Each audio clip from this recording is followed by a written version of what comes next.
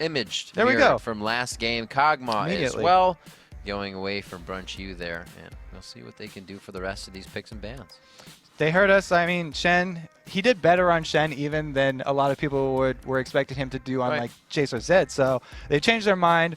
We'll take out the global presence and give you one of your comfort champions. So Nick, probably pushing for those two champions, but we'll see if that fits into Complexity's game plan, because they've said that they really have been practicing hard on expanding their champion pools. They know that that's one of their weak points, and they want to open up those more to more strategies. So we'll see if Nick has picked up anything besides those two. I'm interested to see what Dyrus plays in this matchup. He's kind of been bruiser heavy lately. Hasn't really brought the Jace out at all. The Vi goes away, so a lot of Mortis taking a hit on that one. I know you are too, Colby. It's all right. Maybe next game. We have a lot. Super Wednesday. Yeah, so since he did end last week with a good Vi game, they decided, rewarded him with a ban. There you go. No more for you. But he did get the chance to redeem himself. Nice. And as they discussed with the team, you can see Brunch Wu getting in on it, and they're going to ban out Orianna, so they don't want to protect comp or to crush whatever kind of initiation comp they have. Although Reginald is just a fearsome Orianna anyways, so it's a good all-around. Reggie does play a lot of champions mid, though. He does. He reverts to those Orianna and Karthus as his comfort when he's not sure what the last pick is, but it doesn't seem like that ban is going to force them into anything. As we could hear that from Dyrus. That was a large, powerful sneeze coming out. Bless you, Dyrus. Bless you. So here we have Dyrus picking out Taric, the gorgeous sneeze for the gorgeous pick. They have first picked Taric, or it's been first picked against them in the majority of their matches. TSM is one of these teams that Taric is just highly contested with them because everybody knows TSM really liked the Armor Shred composition. It looks like they might even just go for that again. Looking at the bans, Renekton is still up. Xin Zhao is still up. They've got the same comp that they were running 2 weeks ago. Have they practiced something new, or are they just going to roll with that again? Maybe picking up MF for Chaos, as he's been really comfortable on that. Super comfortable on as an AD, and you can build a Black Cleaver. Even. Yeah, but it's funny you mentioned that we've seen Xin and Jarvan are both in that ban list so often, and we see Chuper picking up the Twisted Fate, so it looks like he may take somewhat of a back seat and become assist master on TF this game. They've been really big fans of the double armor aura, so if we get a Jarvan pick here, that plus Taric is really going to limit Complexity, force them to maybe pick up, at least think about picking up a double AP game. There it is, the Jarvan going to come out, so Complexity might want to jungle that Xin Zhao and pick something up like a Rumble for their other solo lane so they can have a lot of AP heavy. Then there they go, the MF as well. Exactly what I thought they were going to do. TSM, they've been said over and over, they're predictable. TSM. And even after a week off, still predictable. Picking up those comfort champions as they come in. You called them on the MF coming in for Chaos there. The odd one, loving that Jarvan. We've actually seen two behind the turret ganks coming in for that level 1. So he's very aggressive coming from that position. We have the Varus coming in. A lot of Yellow Pete Varus going around the world right now, and I guess it's traveling over here. He's really famous for that. And then Froggen saying that we practiced Varus for a whole week and you didn't pick Varus. He sounded kind of mad, but it is a really strong champion. Oh, there we go. We do. Okay, I'll wait for him to lock in, but the hover. I like that they are open to that double AP comp because that's exactly what you need to do. You have to be flexible, and as they're just going to switch around, it could be a support fiddlestick. So we don't get too excited yet. A smile on his face. They know that this time they're going up that double armor auras though, and they don't want to make the same mistake that Marn made, picking an AD heavy comp into that, because you'll pay for it early game. Even if you eventually get armor penetration, the early levels of those armor auras are still just going to crush you and get the, again, this is exact comp that TSM ran. The exact comp that they ran 2 weeks ago. And this is a crush your face composition. It's scary because if you catch a TF, a Twisted Fate, and even a Varus in that early game, they are going to die and they're going to melt to this composition. If they do go with that Kha'Zix instead, it's almost going to be 100% physical damage for this team here. So they're relying on this furied up Renekton Slice and Dice. It's an amazing shred. Like, they added that to buff Renekton's late game, and it really worked. Whoa. Okay. Very Again, cool. The Xerath, I call that the first game, and we actually see it twice now. That he just became popular like overnight. Boom. Everybody recognized the power. Maybe Reggie was just saw it. He's a fairly spontaneous guy. Maybe he just saw it earlier, and he was like, okay, I'm going to do that too. Wow, I like we'll that. Pick him up. Yeah, I like that guy. Yeah, and everybody's turned attention away from the LeBlanc that they banned out TSM so much. It's funny, in the first isn't few weeks. It's like, all right, cool. Now they'll take Xerath as well. It's kind of like everyone just saw CLG beat TSM the first game. Everyone was watching it, and they're like, wow, CLG really had TSM's number. What did they do? They banned LeBlanc. So we'll all ban LeBlanc. We could do it too. MIA coming in with the last pick here. Looking for that top laner. What will we get? You said probably have a Rumble. Wow. Come on, guys. If they lock that in, I'm going to say you stole Jat's crystal ball. Make me look good. Yes, he does lock it in. All right, so this is a pretty interesting comp because not only is it AP heavy, but since they have that Fiddlesticks as their support, they've got a lot of AoE. Rumble combines with Fiddlesticks so well. When Fiddlesticks jumps in, he can instantly fear someone, but it's only single target. You need that AoE slow from Rumble's ultimate to combine with it and really zone out the rest of the team. So they were aware, okay, we saw TSM, you run your super heavy AD comp where you shred armor, you've got all these armor auras. We're going to go AP heavy into you guys. Well, we'll see if they can keep track of where MIA is on that Fiddlesticks. It's going to have to be a ward-heavy game coming in for Team Solomid. Dyrus more than happy to go into the 2v1 lane with the teleport. And Nick Wu's not running that. They switched out their Renekton just so quickly there the last second. It's not the exact same comp now. We've got the Malphite. Well, no, yeah. So that actually adds...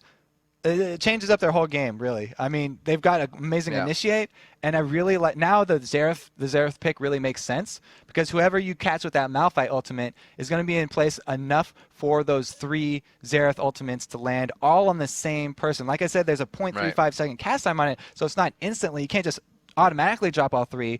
During that knockup, though, he can stack the 3 meteors, and that will be a dead target. If you can land that on either one of these, actually, the Twisted Fate or the Varus or the Fiddlesticks, they could all get 100% bursted. So a good last-second switch there by TSM, preying on all of us who were expecting them to be so predictable. They actually pull out the Malphites for some nice initiation. And that only takes into consideration those two. You still have the odd one on Jarvan and especially on Taric from War Crowd Control. So it's going to be menacing as we are now in to your third game of the day. Team Solomid taking on Complexity here. Rivington III and coL bringing it to you live for the North American LCS here on Super Wednesday as the match is now underway. Yeah, and anytime you have a TF mid, I said every single time, but I love playing one of the side lanes because as soon as he gets 6, Reggie's going to have to ward. Reggie will have to ward his lane pretty early to keep track of which side Chuper bleeds to, because if he even looks at bottom, then that could be a very quick gank. Dyrus has a teleport, so he could join a party down there if they really wanted to, but pre-6, he won't have too much of an impact. A Malphite teleporting in without his ultimate is not scary at all. I think it'd still be pretty scary. He's a big rock monster. Yeah, if you saw a giant rock monolith come in here, then I guess I'd be pretty scared too. You're right. So actually, he goes for the Fairy Charm build in the beginning. Out. They do see that ward was placed down. So they're like, yeah, maybe see you guys. Well, they also saw Fiddlesticks. It's not going to be a surprise party this day. The yellow card is out, but they aren't going to be able to throw that anywhere. That's going to fizzle away. Look around to the buys. Pretty orthodox for the supports. Biscuits in hand. We got a biscuit for TF in mid, too. He comes in hungry. And we see the machetes coming out for the junglers. So nothing, like I said, unorthodox in that situation. A lot of movement and numbers here in the jungle, though, but they're not going to get initiation out of it. Okay, so some good wards by TSM are going to enable them to react to this level 1 perfectly. You can see they're taking the Wraith camp here for odd one. They saw where the rest of the team went, and now it's going to be MIA taking a few free hits. Oh, Brunch U taking that E first. Not forced to, probably took it anyways, but getting himself out of a sticky situation there along with MIA. Looks like they're going to slowly make their way top for the lane swap here. They are going to get it in. It was called by them. TSM more than happy to keep Chaos and Special bottom. Yeah, and KXNX Special also took the double golems, so they have a little bit extra experience on this. They could even just shove this wave in and continue to pressure Nick Wu all day long, because we've talked about so much about Mega Zero being a little bit inexperienced in those 2v1s and how it hurts a lot. Nick Wu as well is not that experienced in the 2v1 lanes. Rumble's pretty good at wave clearing, and he does put down an early defense ward, so he'll probably be all right. That's something that Nick wasn't doing last week as well, and he got caught out a few times. You can bet your bottom dollar he's going to remember that this week. Yeah, good job with those defensive wards, especially from Mega Zero in the last one. He did the exact same thing, but it's still going to be tough for him, because since it's a Taric MF, when they land that stun, he's going to take a lot of harass, and there's no sustain on Rumble. He just has to preemptively use that shield so he can block some of the damage. And also, Kobe, we were talking about this before, the one who, you know, teleports back first is going to be able to get their items, but he doesn't have teleport for that lane, so we're going to see a different effect come into play here this time versus last game. We'll see if his turret goes down a lot quicker. That's exactly why I would like to see the Taric and MF shove this lane. And even though we see Jarvan coming out with a ward, it's probably going to be a very early turret. If they just redirect their attention down to it and all attack it with the flag from Jarvan, increasing attack speed of all three members, they can do a lot of damage to it. Awesome placement by that ward by Nick Wu as well. That pink ward that was put down in the tri-bush will not be able to see it. Very the tricky. Top lane being aggressed here though, and this looks like Curse versus Marn. Before 4 minutes, we're going to see these turrets going down. It is going to be the bottom one falling first, but it's not going to matter because we have an attack reset here for Loud and Mortis, so it's going to be an even trade. And like you said, the pink ward didn't catch out that tricky Nick Wu over the wall instead. So we got Barrier and Ignite both being used in mid, as we see Chuper and Reginald going a bit aggressive, kind of face-to-face. They've chugged all the potions back up to full health now, and TSM going a lot harder than Martin did last game. They're behind this second-tier turret already. They're not even giving the waves a chance, and they're going to get a strong push here, looking for another turret possibly before 6 minutes. Complexity weren't going to keep shoving, but because TSM are so deep already, they're following up with a push of their own, and it looks like we're going to be content to keep on trading. How ballsy are these guys going to be? Will they trade inhibitor turrets? Teams don't usually do that, but it would be very interesting to see one time if they decided, okay, guys, let's all both start out with inhibitors down. Take it. Before 5 minutes. Second-tier turrets going down before 5 minutes. Wow, super week, or super Wednesday. Definitely becoming pretty super. They are continuing to push here for Complexity. They didn't go back to defend, so the top one is going to be finished off again, and it's going to be back even up to 2 turrets each. 4 turrets have been destroyed in 5 minutes here into the game. Complexity and TSM pulling out all the stops here with that first push of aggression. But will they continue this? Now that they've done this, we've seen 2 teams kind of make this happen, and then they kind of pause for a second. They figure out where to go. The blue buffs kind of be contested, and they're stolen. We'll see what Complexity and TSM can grow from at this point. Because of this early trade, I actually like Complexity. They have TF, so they have the option for their mid laner who can shove really, really hard to exert his presence on other areas of the map that will be undefended by those turrets. By exposing more area of the map, they actually come out slightly ahead. And this has got to be different for everybody here. It just sets up a different 6 minutes in the game. Everybody's gotten a surge of money that never happens before. Some items are coming out for these laners already. TF with that Sheen already in the middle, like you said, could be rushing that Lich Bane because they have the map advantage already. If he gets that really early, that inhibitor push on the turret is going to be such a dangerous thing to look out for. And we can see the solo lane still level 4 here for Dyrus as well as Nick Wu. They've been kept down because both of those lanes were shoved so far. They couldn't get very close even to the minion line. Nobody wanted to give up first blood, and it looks like we're going to have to wait a while once again. They're all walking over this ward. They think they're being sneaky. It looks but there's like a giant pink ward right there. Brunch throws safety out the window. He does get a Doran's in the beginning for a bit of health, but he goes straight for that BF sword, so he's going to be all out on the damage, just hoping that the fears will come out at the correct time to keep him alive if there's a big engagement, because he is quite squishy right now. He's going to be going up against Chaos. He has that scepter. He'll be able to get some life back as he attacks, so that fight could be pretty good if it goes 1-for-1. TSM just spent 40 seconds with about 3 members all walking around that pink ward. little dance party on the pole, and they have they have some control of this dragon, but that pink ward's doing so much work here for Complexity. They can contest it. There's no so hungry for this buff. There's no teleport on Nick Wu, like you pointed out really early. He's top lane right now. TSM could make a move for this dragon, but it's so early in the game that being level 4, it's hard to tank a dragon. Dragon's going to almost add as much damage as another player, and they don't want to rush it. And this was that focus, Kobe. Was it going to be that 17-20 buff spawn, or 7-20 buff spawn, or was it going to be dragon after that if they won the fight? Nobody wanted anything. It was way too hairy. And again, cautious play coming into the favor for both teams. Now that TF is level 6, he can teleport in to join a fight where Dyrus is only level 5, and his summoner teleport not only will have a much longer cooldown, but he doesn't have his ultimate ready for when he joins the team fight. He still needs another half bar, 30% of his bar on experience, so he's going to have to do 2 more waves. Looks like they're getting some pings down in the bottom lane. I don't see any movement from Trooper though, so it could be just for MIA to kind of go off on the side here. They are getting some, see the pings going down by that tri-bush. I don't know what they want from this.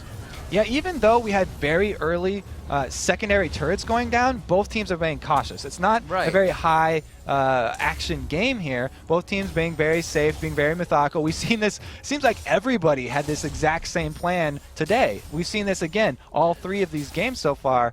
Everybody's playing very safe, even though they're opening up more area on the map.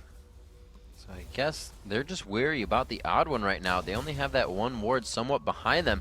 MIA does have the sight stone, but I think he's ran out by this point if he hasn't put anything else safer down. So these guys are playing quite dangerous with no ward there, or turret I should say, behind them. They do have that ward in front of them. Special and Chaos in that lane. 64 to 56 are the minions between those 2 AD carries. As we go up to the mid lane, it's 70 to 65. Quite even across the board so far. The junglers quite neck and neck as well. 46 to 32. Again, top lane shows us our biggest deficit within the lanes. I really like Dyrus in this lane too because he rushed a Chalice, whereas Rumble went for the magic penetration. But magic penetration is harder to buy. It's a little bit more expensive because it's an offensive stat, and it only penetrates 15, whereas the Chalice is going to give him straight up 25 magic resist. That more than makes up for it. Plus, he gets the mana regen on top of that, and he's going to feel just fine in that lane. He shoves it up, doesn't have any doesn't want to place his other ward in the tri-bush, so he recalls to go buy some. He's now past that level 6, so he has his ultimate available, and he can even out any team fight that Trooper joins. Yeah, it seems to just be like what everybody likes on Malphite, right? Hotshot built the Chalice as well. If you're just against the AP, it helps with that damage, and you keep yourself in lane. It works. The pros are doing it. Why not? Yeah, why not? He actually rushes those early Merc Treads, which doesn't give you a lot of extra magic resist past getting the no magic mantle with them, but the upgrade does give you that tenacity. And if he gets caught out by a TF gold card or something, then that will help him a lot. However, I would like to see some either HP or armor for Malphite. Malphite works really well with both of those defensive stats. He gets that extra shield, 10% of the maximum HP, so HP is really effective to stack on him. 13,800 to 13,700. Nothing really to compare with in the gold.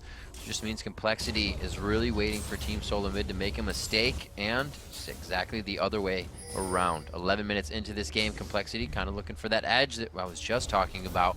A ward up above in mid as they focus 3 there. TSM continues to poke back and forth on this dragon, Kobe, and they're not really one to risk a lot, but they're going for a 2-man here, and they know. Loudamortis now getting caught out with the ultimate from Xerath, and you can see the power right there. He's going to have to flash. He used his dash to get to the minion, but it's going to be Dyrus coming in for first blood. Didn't look like he wanted it right away. He hesitated, but he did pick it up. They get dragon as well. That is an amazing pickup here for TSM. They just ran out ahead of this game. Reggie, not being stingy with his ultimate, uses it just to get Xin low, and then Dyrus, like you said, coming in. He does hesitate a little bit, but pulls the trigger finally, even with the flash. Nowhere for Loudamortis to go, and they also get the dragon. This is going exactly to TSM's plan. They said it in the video.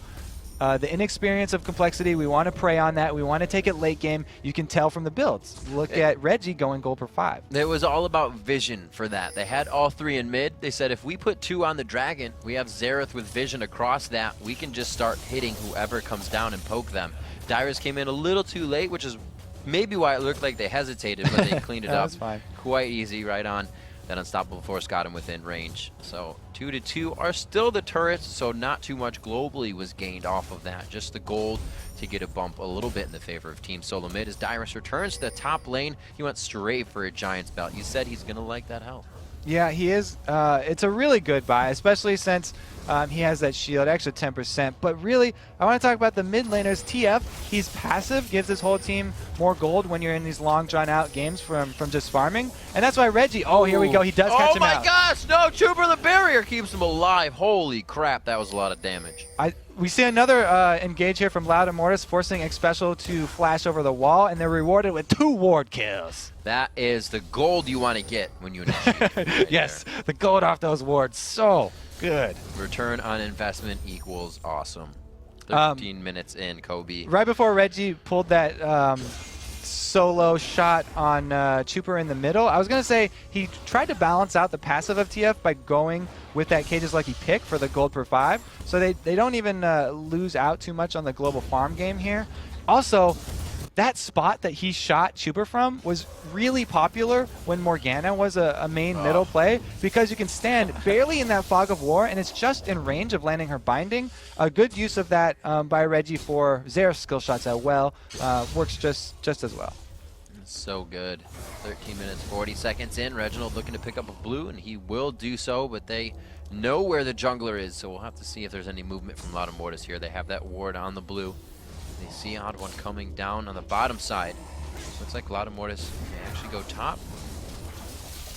Reggie, for those of you who want to pick up this Xerath that we keep seeing in every game, he's doing the exact same build that Link did. Oh, here we go. The teleport coming in on Dyrus. Yep, they are going to go top after he took his red buff. Trooper coming in, but they're a little too far off here. Dyrus has his ultimate, so if everything goes wrong, he can just use that right there. And he actually did it as the yellow card went off. I like that he just kind of pulled the stun away. So I was going to say Reggie's using the same skill build, not the same item build as Link, as he goes to burst on Loud and Mortis once again.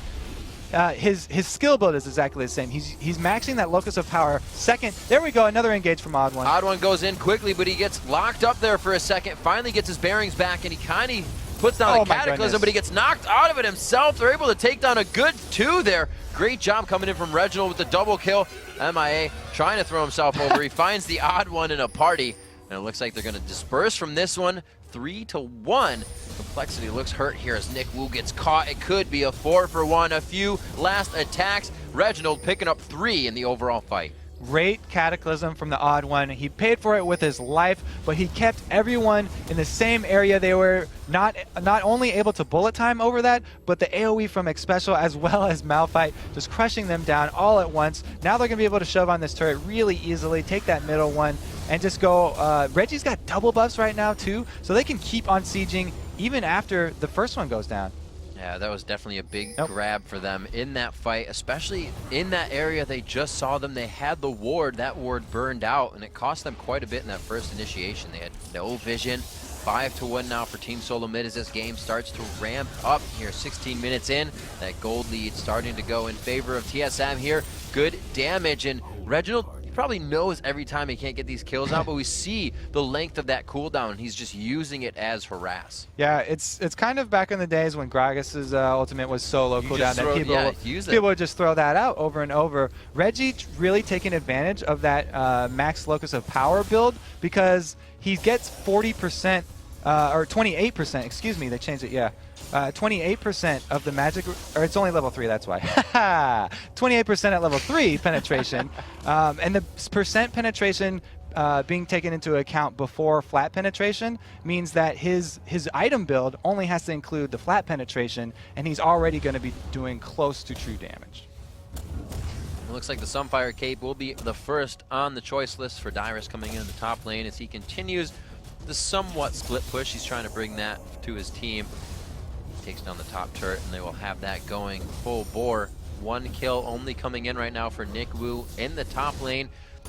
Super. Not too much focus all around from that jungle, so a lot of Mortis now not going to have a hand in this. Dyrus gets out. We see Mortis in middle. And Dyrus, the second time he's used his ultimate to get out, but he's gaining a lot of focus. And that's fine because Nikwu also used his ultimate first, so it's an ultimate for an ultimate. Plus, the TF teleport is down as well. Reggie getting caught out, though, going to be in a little bit of trouble. Reginald very far in, did not have a friend to go warding, but it looks like he may be able to make it out. Oh, he draws the flash from Mortis. He wanted that one. Yeah, you don't want to let that one get away. Good use of the flash right there. Definitely worth it. Securing that kill, and now they're going to run right towards Dragon. There's two people down here, but we don't have the teleport from Dyrus, so it should be a free Dragon. It's a free Dragon. He wants that turret in the top lane.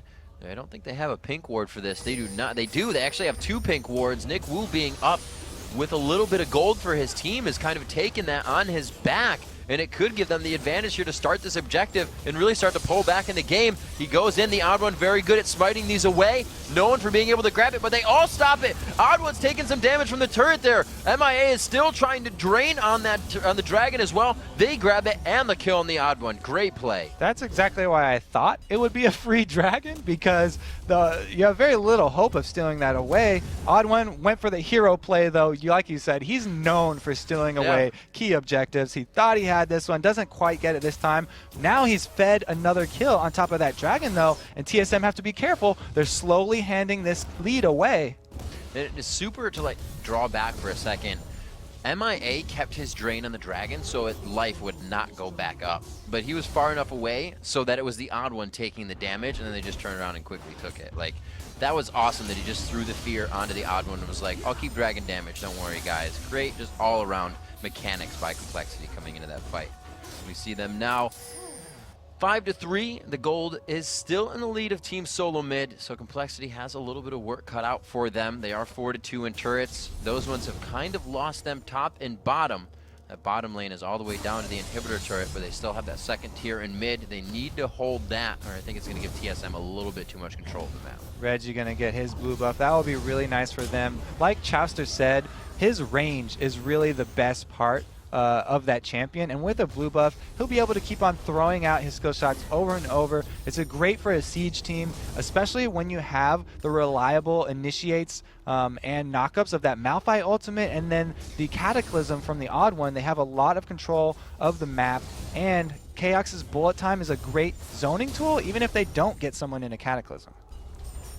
Lockets of the Iron Solari being finished for both junglers now as we take a quick look at the inventories. Everybody just kind of farming it out right now. So let's take a look and see what they're buying with that farm and these kills. You see it looks like going for the Lichbane and possible, which won't be an Abyssal Scepter for TF. That would be weird. But yeah, he has the Lichbane, but he also bought some magic resistance as well because he knew he was getting blown up right away from that Xerath. He can get caught out by Reginald quite easily in those fights. Yeah, magic resistance right now is not going to be too effective since he is maxing his locus of power. He will eventually get up to that 40% I was talking about. And then he also has the flat pen build. Mortis taking a lot. There it is, the Unstoppable Force to go in as well, but he gets himself farther away from the team and he may get the heal he needs. Oh, the bullet's going to be able to hit him. Great job by Chaos reaching that in the max range. Odd One caught a little too far out. He will go down in the 1-for-1 so far. It looks like Reginald will be able to get the turret with his team, so they come out a little bit ahead there with that gold. Interesting communication from TSM right there. Dyrus flashes out as Odd One jumps in to save him with the Cataclysm. They do a little high five over the wall, and see ya, buddy. General's going down with the ship. So with that push in the top lane, we see Brunch kind of looking for the chase. Reginald thrown out into siege mode, but there's the Destiny coming out. They do not like the position that puts them in, rather. Chuper is going to go ahead and just back happily there. Yeah, backing with the old TF ultimate. B button way too slow. Can't rely on that blue pill. He wanted to get vision though, and MIA takes a huge burst. Has to use his flash. There's the dazzle and one last hit from Reginald. He is now 4-1-3 on this matchup. He's really not even sporting that much AP yet. No, it's all about the penetration. I talked about it way too much already though. You guys know the numbers now. Looking around here, we also have a Kindle Gem coming out for Fiddlesticks as well, so he's looking for a little bit of health and cooldowns in his build. He wants to throw out as many fears in the fight. We have MIA, again, the support's loving these boots of mobility after Elements has been throwing that around. The Lichbane completed, there it so is, yep. If you can get him over to a turret and split push, then they do still have a good option here for team play. The only thing is that Dyrus is so strong right now, and he's built full tank. He can handle a TS split push, and he does have teleport up. A little burst of power there coming in for Reginald. He finally gets a needlessly large rod. That's going to be quite scary. He will definitely be able to 100 to 0 somebody now. The build coming in. It looks like actually the Infinity Edge to be finished next, possibly, as he picks up a quick BF sword after he got that pickaxe. I would have figured just quickly into the Last Whisper, but it doesn't look like he's actually going up against that much armor. So it looks like he's just, coX is going to build that damage out.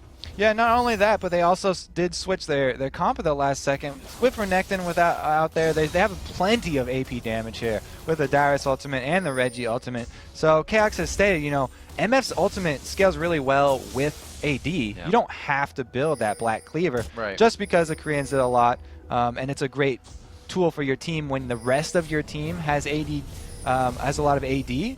They also benefit from it since it's reduction and everybody gets to do more damage. But with his two solos are AP, so it's not that big of a deal. Good burst there. He gets it on all 3 people. Just because he didn't get a kill doesn't mean that was a waste. He forces them all back. That affords TSM a bunch more map control, and they're shoving right up this lane. Man, I am thinking that Complexity would have loved to see an Orianna right now. They can't even get within range of seeing TSM. They were just forced out of that lane, and all they did was put down a ward. I'm so happy that I actually got one right here with the Xerath coming out strong today. I think you need to thank them for not trolling you. Yeah, exactly. There we go.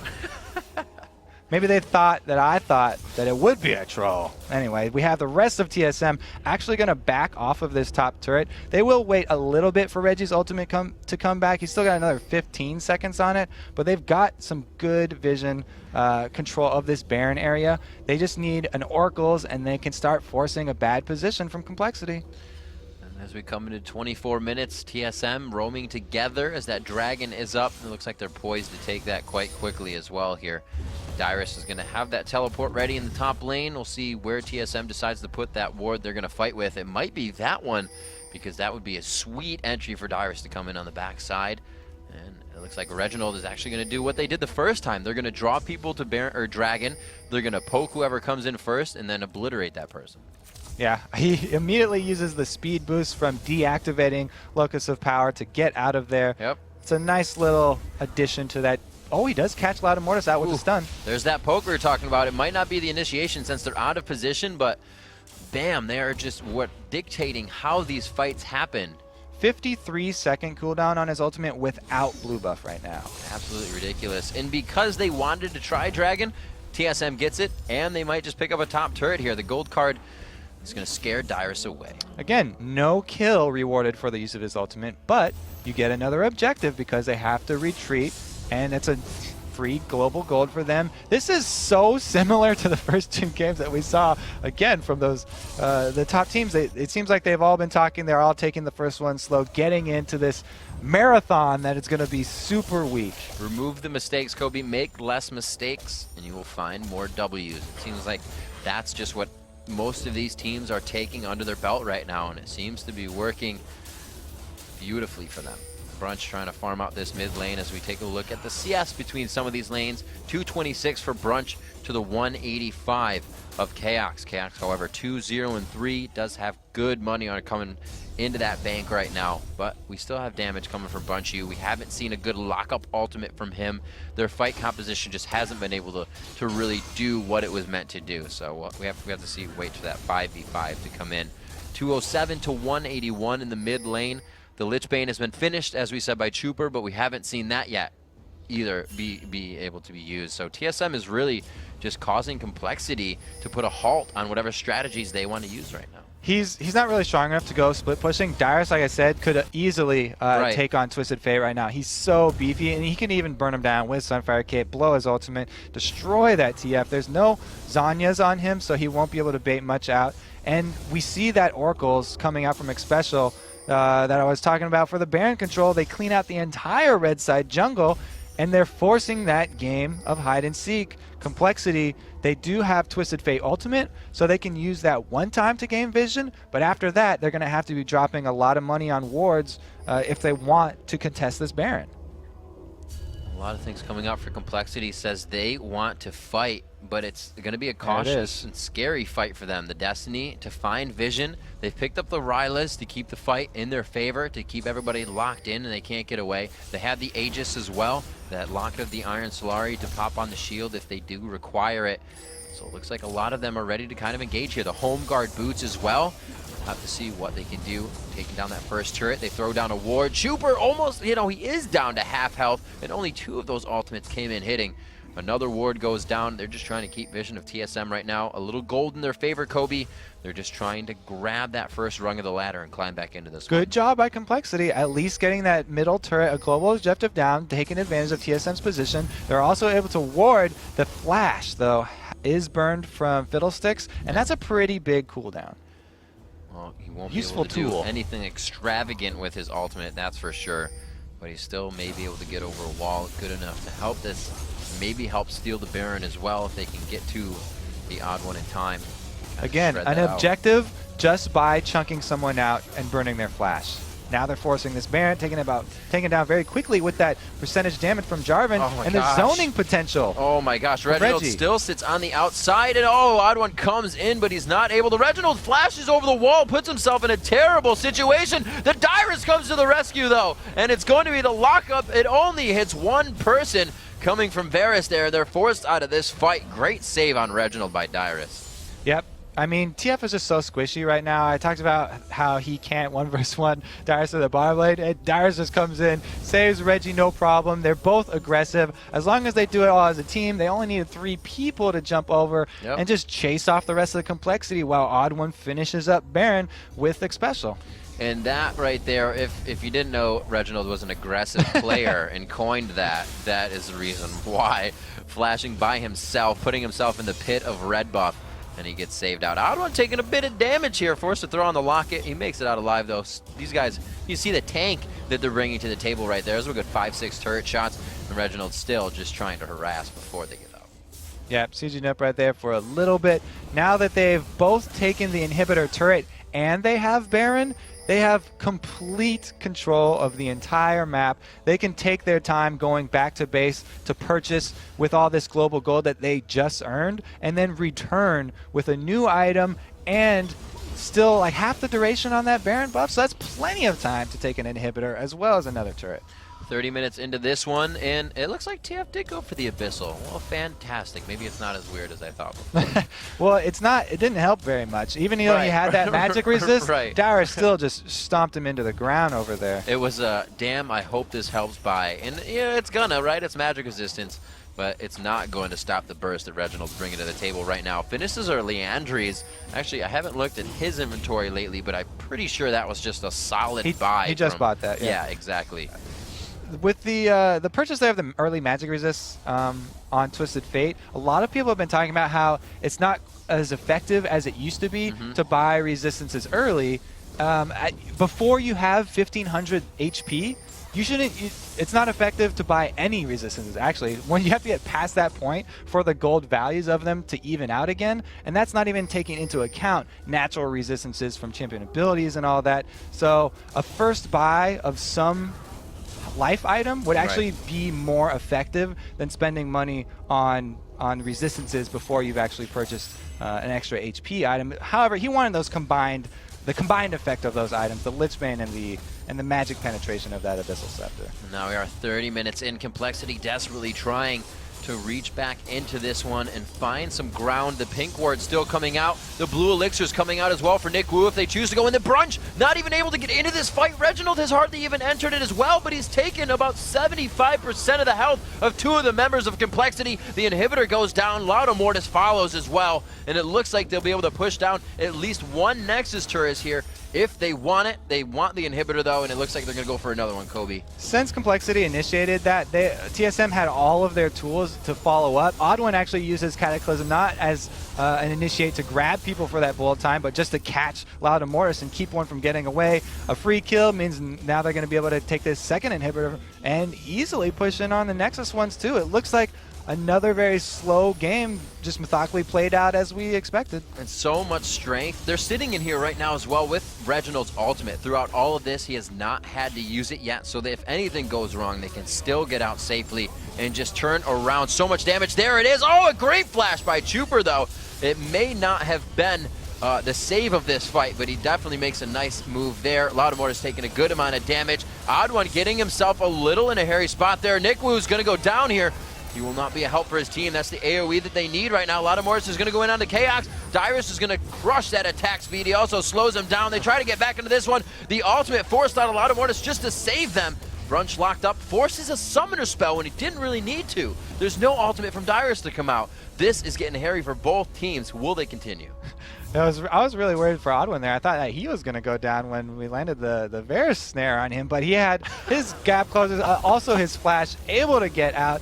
And the synergy on complexity, it seems a little off. We saw in the first little team fight there. Oh, Special does get Destiny on him, and Chuper's going to chase him down here. Here's Loudamortis. Can he get that dive in? I don't think these guys are running Moby boots, but they do have the speed. They capitalize on the kill, and that puts him in the death chamber for 45 seconds. The interaction there between Loudamortis and NickWoo, I was going to talk about the initial fight middle. NickWoo laid down his ultimate to catch everyone, slow them down, but then Loudamortis used his knockback and kicked everyone out of it. So they didn't seem like they were on the same page, and TSM just kind of rolled over all those team fights into one, and they're able to take out a lot of the base. It's going to be very difficult, to say the least, for complexity. I'm going to have to hit myself because we obviously haven't looked at the inventories enough unless this just happened, but coX not sporting the boots.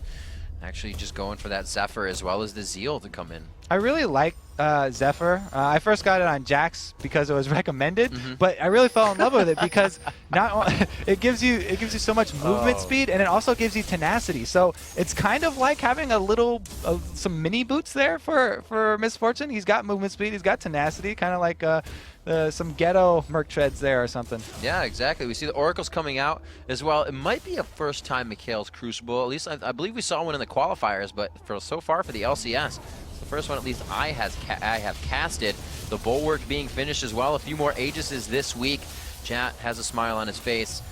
And it looks like the AD carries are pretty much to that fruition of their damage capacity. That's a lot of just common train words. We did have at least some good combination here for NickWoo. He's finished the Leandries on top of his Rylai's. Yeah. So they have a good amount of percentage damage. At least that's going to put a dent into Dyrus. That man just built pure tank over here, and it's been really hard. Look, he's taking shots, and it doesn't actually move his bars at all. Even with Leandry. Those were Leandry shots. There's the ultimate from NickWoo coming out. The Rylai's will proc on, so they're going to be slowed into this fight. It forces a few flashes, but TSM's front line is more than happy to stay in. Dyrus again waits for the unstoppable force for halfway through the fight to reinitiate. The counter goes back in. There goes Loudamortis. One last hit, ground slam. It actually goes to coX. He picked that up somehow, squeaking the last bullet in. There's the inhibitor to go down. We see the faces of TSM on your screen. Some smiles going out there, and it looks like they're going to have eyes on these turrets, Kobe. This is just, I swear we've done this before. This is the exact same way our last two games ended. Congrats to TSM. They will be able to take down both Nexus turrets. A very sturdy game once again. Game 3 here of your Super Wednesday. Team Solomid has eyes on the Nexus at half health. Trooper barriers out with a gold card for the swag. And it looks like Team Solomid is going to be able to pick up the win. It's kind of funny how I really went off on TSM in the beginning for being predictable when they were hovering over that Renekton. Then they actually switched it up. Dyrus did really well on that Malphite, and he was a great tool for their team comp.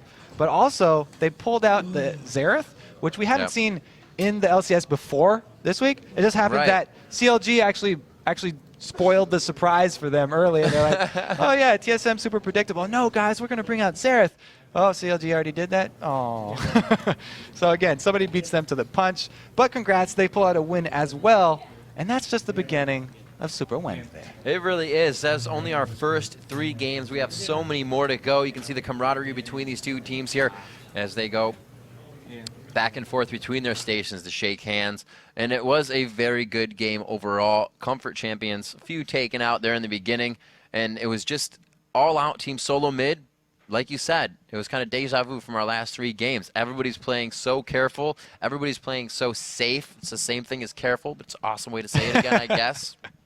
But yeah, they just, the Dragons, we saw TSM kind of pulling out the bait on that one, the double coX and Odd1, and then Reginald was able to shred Loudamortis as they came down. They were dictating everything since 8 minutes into that, 10 minutes into that game. Yeah. The TF building so squishy kind of got me too. I really liked when Curse actually last used TF, and Jackie built so tanky. He had Zanya's, and then he also built the Rylai's, so he had extra HP too. He was like, yeah, all I have to do is not die.